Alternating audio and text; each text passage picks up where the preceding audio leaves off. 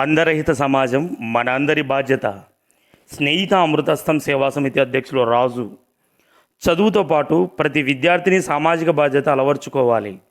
Principal Venkata Subbaiah.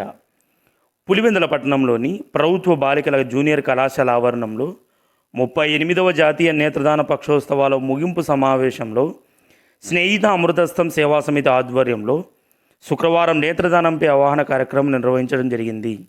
ఈ సందర్భంగా కళాశాల ప్రిన్సిపల్ వెంకట సుబ్బయ్య మాట్లాడుతూ, ప్రతి విద్యార్థి చదువుతో పాటు సామాజిక బాధ్యతతో మెలగాలని, విద్యార్థి దశ నుండే సమాజ సేవ అలవర్చుకోవాల్సిన అవసరం ఎంతైనా ఉందని, తమకు తోచినంతలో సమాజ సేవలో భాగంగా నేత్రదానం చేయించే ప్రక్రియలో ప్రతి ఒక్కరూ భాగస్వాములు కావాలని పిలుపునిచ్చారు.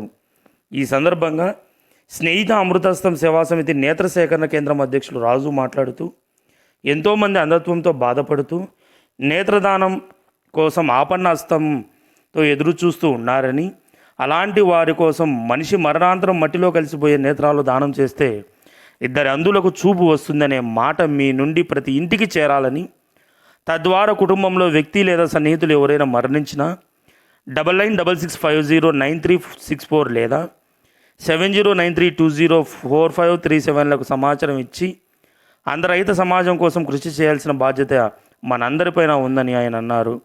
ఈ కార్యక్రమంలో కళాశాల అధ్యాపక బృందం, స్నేహిత అమృతస్థం సేవా సమితి నేత్రనిధి టెక్నీషియన్ హరీష్, పట్టణ అధ్యక్షులు మహమ్మద్ రఫీ, సభ్యులు రాఘవేంద్ర.